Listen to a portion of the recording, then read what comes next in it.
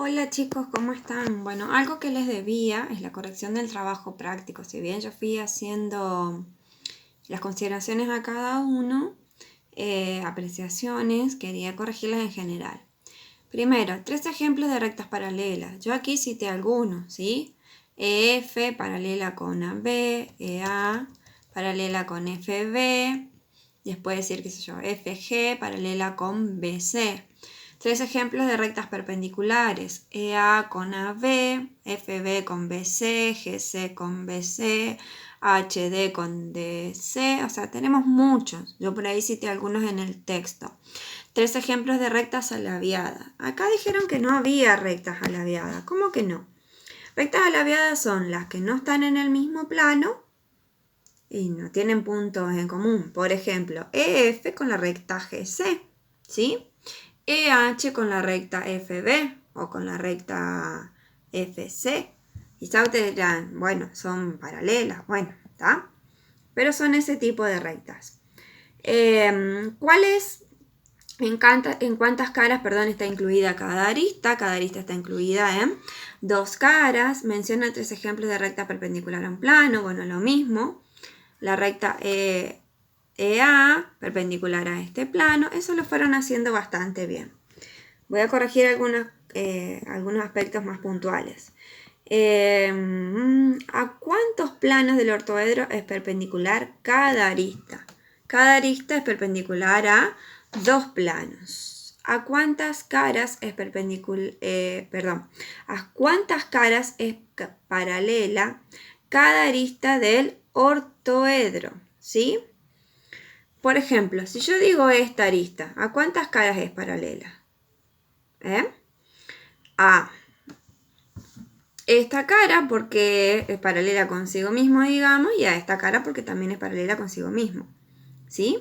Hay que ver esas consideraciones. Yo a ver cuántos puse acá. Bueno, cada arista es paralela a 4 caras, ¿sí? Cada cara es paralela a 8 aristas. ¿Y por qué? Cada cara es paralela a 8 aristas. Si yo considero esta cara, ¿sí? Es paralela a esta arista, a esta arista, a esta arista, a esta arista. Pero a la vez, podemos decir que es paralela a esta arista y así, ¿sí? Bien. ¿Qué otra cosa más preguntaba? Cada cara es perpendicular a 4 aristas. Todo eso del 4, del 2, de eso depende si yo cuento las que son coincidentes. Acuérdense que acá son coincidentes. Bien, el punto 2. 2 diedros opuestos por la arista son suplementarios.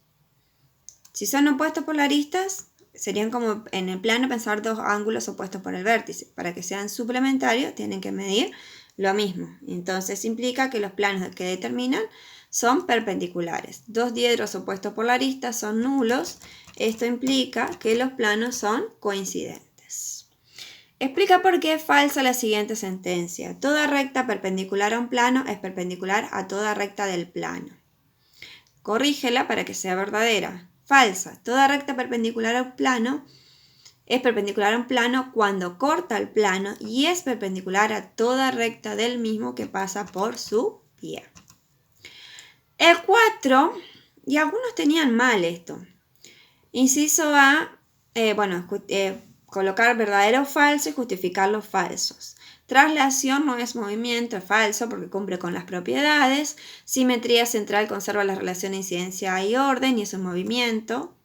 Y es falso porque no habla del sentido, esta lo invierte. Se llama espacio el conjunto de todos los puntos del plano. Obviamente se llama espacio el conjunto de todos los puntos o todos los puntos del espacio. Esas son falsas. Las últimas 2 son verdaderas. El 5, el movimiento de la figura simetría axial. En ese no hubo errores. Y el punto 6. El punto 6 en realidad fue quizás un error mío porque esto es de otra bibliografía. Entonces quizás no estaban nombrados los axiomas tal cual se percibía acá. ¿Sí?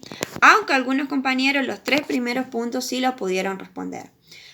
Dice, para probar si una regla está bien construida, se marcan 2 puntos, se apoya la regla sobre los puntos y se desliza el lápiz por el borde. se invierte la regla y se repite la operación. Si ambos trazos coinciden, la regla está bien construida. Eso responde al axioma 1.3. Por dos puntos distintos pasa una recta y solo una. ¿Sí?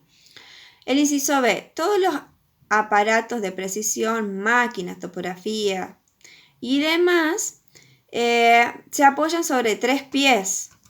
Para que pueda quedar fijo, mínimamente tiene que tener 3, ¿sí? Axioma 1.4, por 3 puntos no alineados pasa un plano y solo uno. Y como les dije, este habla de otra bibliografía. Por eso a algunos les dije que está mal y cuando los mandé a corregir, no los mandé a corregir este punto porque quizás no lo tengan en la que ustedes trabajan. Él se dice, las puertas giratorias de ángulo de algunos edificios giran sobre un eje central. Para mantenerla fija se coloca una pequeña traba. A ese responde el axioma 5, por una recta pasan infinitos planos. Y el último, que es el de los niños, que esto se lo puede discutir. Cuando los pintores quieren marcar una línea de separación en una pared o en una calle, toman un hilo enduido en tiza o cal y mientras dos pintores lo mantienen tenso por sus extremos, otro de ellos levanta aproximadamente por un punto medio y lo suelta. Bueno, ese es el axioma de... Perdón, el 7 completaba el otro. El axioma 5 es el punto 3,1 y el axioma 7 es el 2. Una recta y un punto no perteneciente a ella determinan un plano tal que el punto perteneciente al plano y la recta está incluida en el plano. Eso me faltó decirles. Y el último que leí recién es el axioma de separación. Toda recta del plano separa esta en dos semiplanos, ¿sí? Acá se me enredó. El axioma 5 y el axioma 7 son para responder al punto C. El 5 al 1 y el 7 al 2. Eso está. Tomé el de una compañera porque yo les puse que se podía, incluso creo que les dije que podía tener varias soluciones. ¿Qué conceptos de los trabajados puedes relacionar con el movimiento o posición que tiene una puerta giratoria? Justificar. Varios, ¿sí? Y acá la compañera, que yo le robé su trabajo, dice intersección de dos planos, ángulo diedro, sección recta a un diedro, haz de semiplanos, planos perpendiculares. Son varios puntos los que se puede trabajar.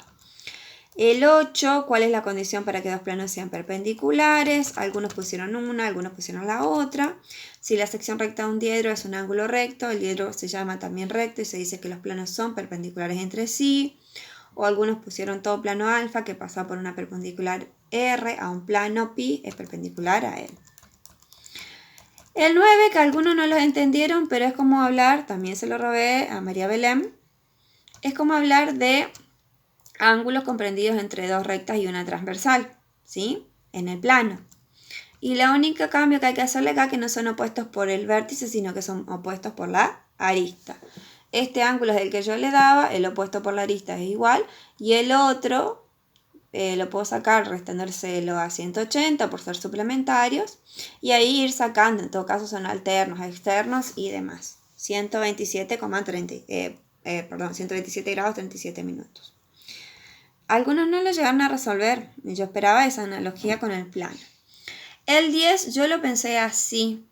Obviamente este vaso lo que tiene por ahí es que es más chiquitito en el fondo y se va ampliando. Mi idea era que sea todo de la misma medida, como está en la definición. Pero lo relacionaba con superficies y espacios cilíndricos, sobre todo con ese contenido. Mi idea fue buscar en el práctico, como yo les dije, su relación y su bajada a lo que es secundaria, ¿sí? Más allá de lo que ustedes tienen que saber, por ser superior, que puedan relacionar estos contenidos a lo que uno puede trabajar o enseñarle a aplicar en secundaria, incluso hasta con niños de primaria.